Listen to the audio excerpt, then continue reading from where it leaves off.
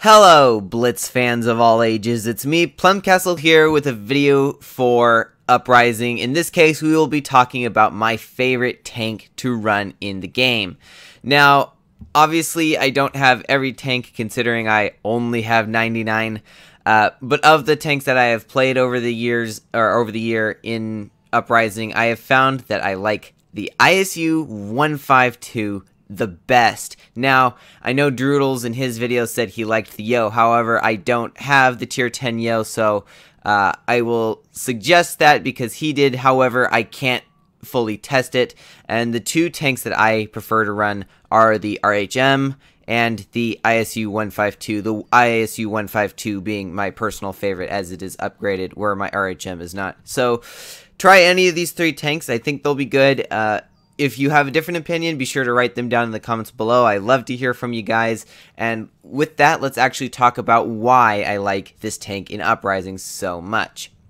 So, the ISU 152, as most of you guys probably know, has the BL10 or the tier 10 gun, which is known for having an alpha of 640 and penetration that's just through the roof. I mean, 286 if you're not running calibrated, and if you are running calibrated, it's 300 on the standard ammunition. And let's not even talk about the HE, because yeah, it has a lot of penetration as well at like 90 something, but yeah, it's crazy. So with that, let's actually get into the replay that I have for you.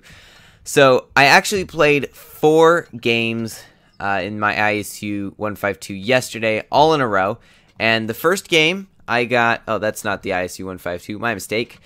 This is the ISU 152. You can see the first game that I pulled out that day was 8,040. Now, when I did that, I thought that was pretty lucky. So, yeah, I didn't really think about it. I thought, cool, that's a fun tank. And then the next replay, which I'll show you, and I don't want to spoil the damage, was also pretty high. And I realized this was starting to become fun, and then I played 2 more battles, and I got 7.7 thousand damage, and then I finished the day with 7.8 thousand damage, which is pretty crazy. So now let's go look at that replay I had told you about. Now, this was the highest damage game. It's on Nube, and it was actually against a pretty good player as well, so kind of fun. So, do keep in mind, I had just done 8,000 damage, wasn't really thinking about what I was going to do here, I just didn't care. I didn't think I was going to get anywhere near that amount of damage, and I was trying to figure out where I even wanted to position my tank. And then I remembered, oh wait, this building, yeah, I like to come over here in my ISU because I get a view of the whole thing right there. Now, I did lag out a little bit there. I do HE the T-49's track.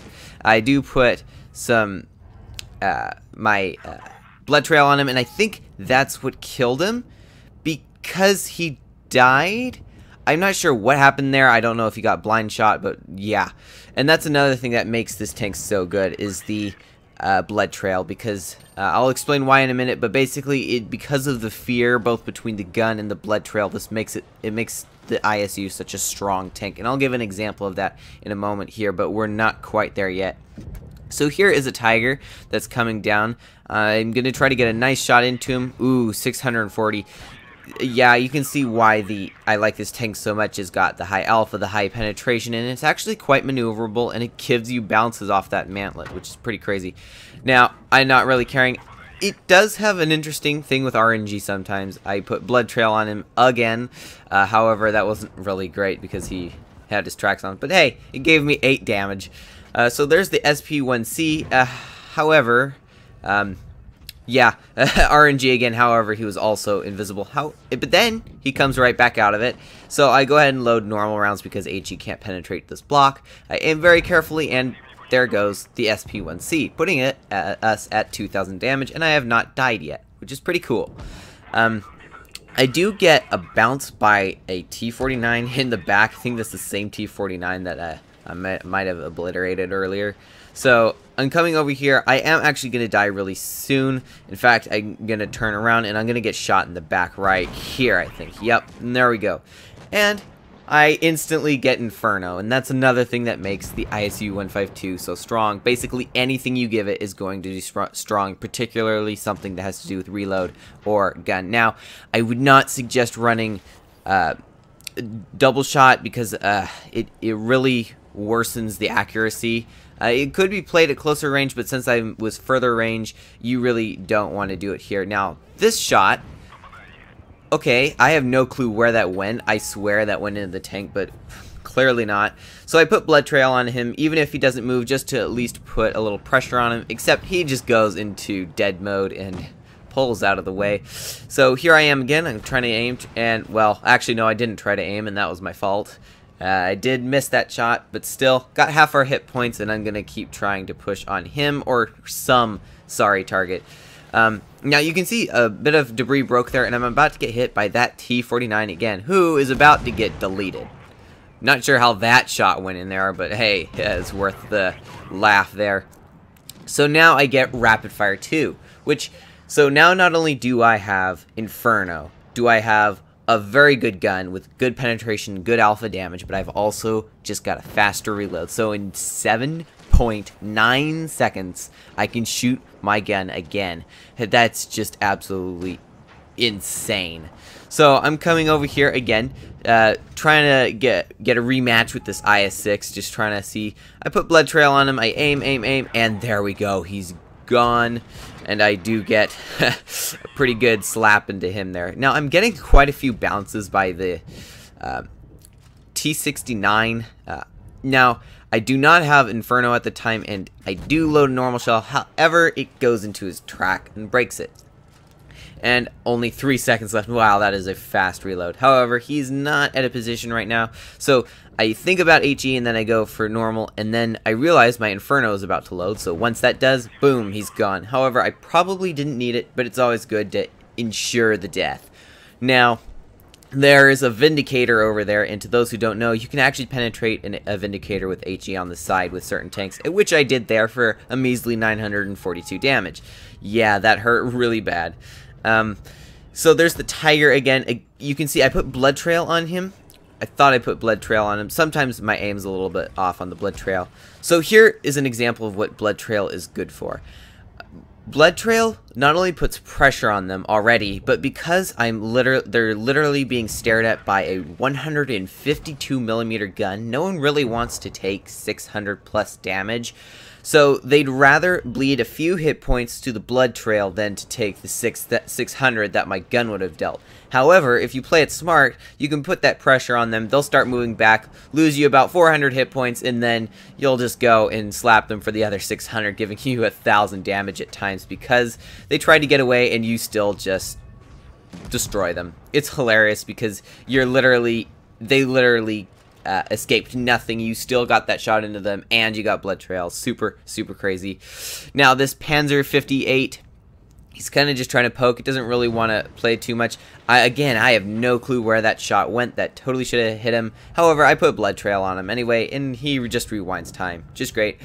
At least I got that little bit of damage, and now I'm going to start worrying about what's around me because that T-69... Well, why he was shooting HE. Oh, and by the way, you can see there was a Vindicator. Oh, correction, was a Vindicator. The penetration values, I mean, come on, they're just crazy. So there's the T-69. I have Inferno almost ready, and there's Inferno. I do aim, and then doesn't do much because he had last gasp, unfortunately. However, that doesn't really matter because I've got bigger fish to fry. I'm trying to farm the damage.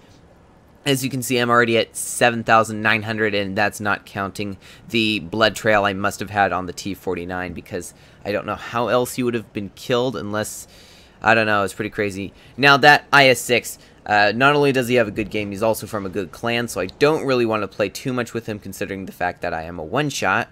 But the enemy team only has 2 people left, and 4 lives, which means each of them has 2 lives at least.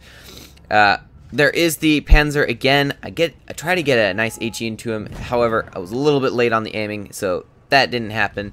So I just wait. I put Blood Trail on him, hoping that he would just get scared and roll back. He did, giving me a few more hit points off of him. And actually, he gave me quite a bit there. And then rewinds time. I gotta say, rewind time is probably one of the... Rewind and Blood Trail are so overpowered. It just allows you to farm damage into... regain your health. I mean, it's just kind of crazy. So I decide to move up over here so I can instantly take a look down on their spawn. there is the IS-6 Legend who is actually about to put himself into dead mode, so I'm not too worried there. Because I am trying to get that damage, but I also am not at a position where I can get the damage. And so the Panzer actually respawns. I didn't realize he had more health, so I put HE. He gets rolled backward. I don't know what happened there. It should have gone in, so I put Blood Trail on him. And I don't really know what he was thinking, gunning it right after being tagged with Blood Trail, but hey, I'll take it, it's extra damage, and that only leaves us with the IS-6 Legend. So I'm at 9,200 damage at least, because I do think I got that Blood Trail on the T-49 while he was in Invisa mode or whatever. So I'm coming after this IS-6 Legend. I know I have a lot of penetration, I don't want to die. I tap him out of his dead mode, I'm almost there, and he's gone, and that leaves me with 8 kills, and let's see how much damage I actually had in the end, because both those numbers are not actually correct. So in the end, I actually had 10,397 damage. That was pretty crazy. I also got nearly 100,000 credits with that single game. Now, I wasn't the most damage. You can see there that that poor IS-6 Legend, he did like almost 16,000 damage, and the next person only did 3,000. However, both of us, I would say, had a very good game, and for the ISU-152 Hunter, or ISU-152, I found that just with all the high damage games I was getting, it consistently gets high damage. It's not like, oh, you'll occasionally get a high damage game. If you know what you're doing and you know how to play it right, you will actually get a lot of damage consistently. In fact, the lowest damage game I got out of the 4 was 7.7 thousand or something like that. And I looked, I calculated it. In those 4 games, I had an average damage of almost 8.5 thousand. I have the number right here. It was, that's the wrong thing. I need the calculator. It was an average damage of 8,496, which is practically 8.5 thousand average damage dealt. That is just crazy. Imagine if I had done that in normal mode. The win rate would just be through the roof. I have no idea how I'd even calculate that, but that is just crazy. So there you go, guys. That's the ISU-152 Hunter. Go ahead and give it a try if you have it. It's a blast if it's played right. So with that, I hope y'all enjoyed, and as always, have fun, good luck, and happy tanking.